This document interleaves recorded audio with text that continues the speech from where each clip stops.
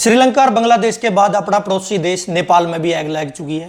नेपाल की जनता, नेपाल के लोग, नेपाल के नौजवान जनजी जनरेशन जो है सड़कों पर प्रदर्शन करने लग रही है। और प्रदर्शन नहीं करने लग रही है, प्रदर्शन उपद्रव का रूप ले चुके हैं। उपद्रव किस तरह हो गया कि वहां की संसद में आग लग दी, राष्ट्रपति का घर फूंक दिया, प्रधानमंत्री का घर फूंक दिया। नेपाल के मंत्री दौड़ा दौड़ा के पीटे हैं जनता ने। प्रधानमंत्री ने इस्तीफा दे दिया। बहुत सारे मंत्री देश छोड़ गए, बैज गए। कारण क्या है, इस विषय में आज आप बात करांगे। राम राम बसारे ने नेपाल की राजधानी काठमांडू में प्रदर्शन होने लग रहे हैं। क्यों होने लग रहे हैं? क्योंकि वहां की जनता, वहां की सरकार तंग आ चुकी थी। और ये सिर्फ नेपाल में नहीं होया, इससे पहले अगर आप बात करा तो श्रीलंका में भी हुए काम हुआ था, बांग्लादेश में भी हुए काम हुआ था। क्यों हुआ था? क्योंकि जनता जो है सरकार इतनी तंग आ चुकी थी, सरकार की अनदेखी इतनी तंग आ चुकी थी कि उन्हें आखिरी हथियार उनके पास सिर्फ और सिर्फ प्रदर्शन बचता। और प्रदर्शन जो हुआ है तो वह उपद्रव का रूप ले हुए हैं, क्योंकि प्रदर्शन में कोई एक विचारधारा के लोग नहीं होंगे। सरकारां तो लोग इतने तंग क्यों हो चुके हैं। और अगर अपन नेपाल की बात करा तो नेपाल में प्रजातंत्र लागू है ना मात्र 10 साल हुए हैं। आज तक 10 साल पहला तक वहां पे राजकीय शासन होता था, राजा का शासन होता था। सिर्फ 10 साल पहला वहां प्रदर्शन जो राजतंत्र लागू हुआ, लोकतंत्र लागू हुआ। लोग चुनी हुई सरकार ने एक सरकार चुनने लग गए और वह सरकार उनके ऊपर राज करने लगी। और यह क्या है कि इन 10 साल में नेपाल की जो सरकार है वह नेपाल के लोगों ने उनकी जरूरतें ने अनदेखा करने लग रही थी।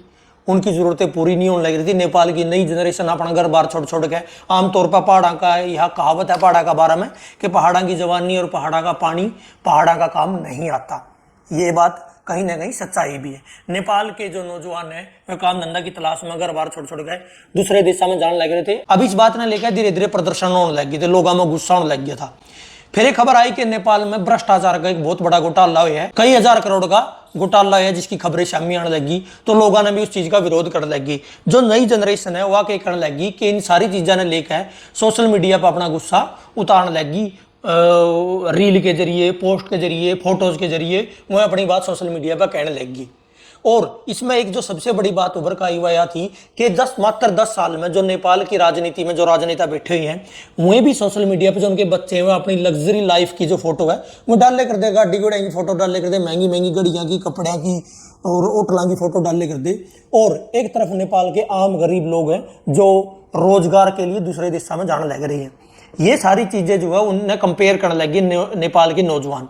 तो सरकार ने जब ये प्रदर्शन होता है देखा, जब यह चिंगारी धीरे धीरे भड़क रही थी तो उसे दौरान सरकार ने उसमें आग में घी का काम क्या कर दिया कि सरकार ने वहां के सोशल मीडिया साइट पे प्रतिबंध लगाने का काम शुरू कर दिया। सरकार ने कहा कि जितने भी सोशल मीडिया प्लेटफॉर्म है ये सरकार के अनुसार चलो, सरकार कुछ डिमांड रखेगी, कुछ शर्तें रखेगी।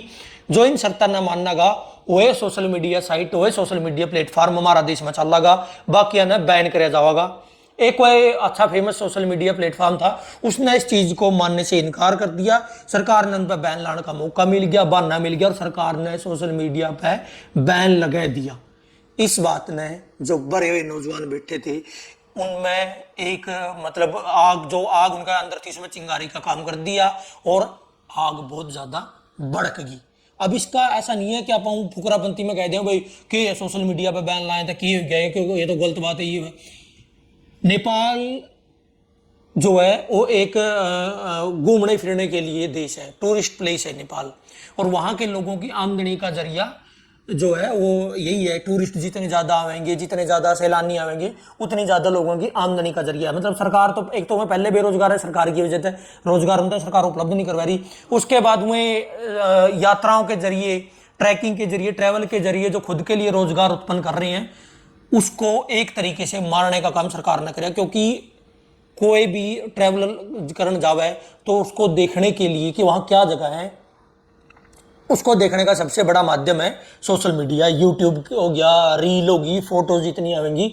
जब वह अपनी जगह का, अपना टूरिज्म का प्रचार नहीं कर सकेंगे तो फिर लोग वहाँ कैसे आवेंगे। और जो लोग वहाँ नहीं जाएंगे तो उनकी रोजी रोटी पे लात लगेगी। बहुत बड़ा कारण था वहाँ के नौजवानों का विरोध का, वहाँ की जनता का विरोध का, जो सरकार पर नहीं समझा।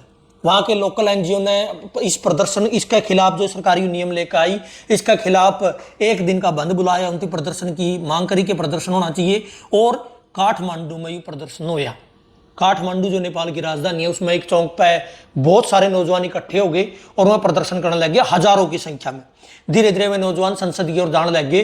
तो ऐसा नौजवान ना कहना है कि भाई सरकार ने पहला तो जो पुलिस थी उन्होंने हमें आन दे दिए, लेकिन जैसे ही हमें आगे बढ़े तो हमारे पे सीधी खुली फायरिंग कर दी। पुलिस का कहना है कि उनमें जो है वो जो लोग थे, वो जो नौजवान थे, उनमें शरारती तत्व भी थे, उपद्रवी भी थे, उनने तोड़फोड़ करी, उनने उसको उपद्रव का रूप दिया, इसलिए हमने फायरिंग करी। लेकिन नौजवान का कहना है कि सीधा हमारे पास गोली चलाई गई और वहां पर 19 लोगों की मौत हो जाए एक दिन में, और एक 12 साल का बच्चा भी उस गोलीबारी में मारा जावे।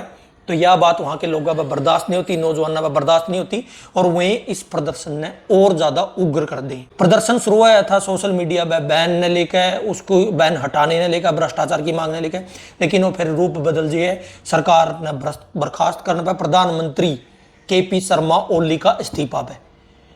उसके बाद जब उपद्रव बढ़ने लग जाए और बेकाबू हो जाए तो वहां का केंद्रीय मंत्री भी इस्तीफा दे दे, लेकिन उसका बात नहीं रुक दी। लोग मांगने लग जाए कि भाई KP शर्मा ओली जो प्रधानमंत्री है उसका इस्तीफा होना चाहिए।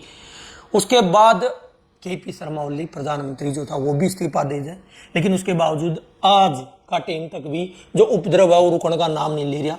लोगों का कहना है कि जो सरकार और सरकार के मंत्री हैं, जो नेता विधायक हैं, वहीं बहुत ज्यादा भ्रष्टाचार कर करके अपने घर भरने लग रहे हैं और जनता ने भूखे मारने लग रहे हैं। इसलिए यू सारा जो वो एक दबे है उनका आक्रोश था, उसने एक बहाना मिल गया, ट्रिगर पॉइंट मिल गया, और वो इस उपद्रव का रूप में बाहर आया। नौजवान खुलकर सरकार के खिलाफ बोलने लग रहे हैं, लड़ने लग रहे हैं। ये था नेपाल में जो वर्तमान में हो रही है।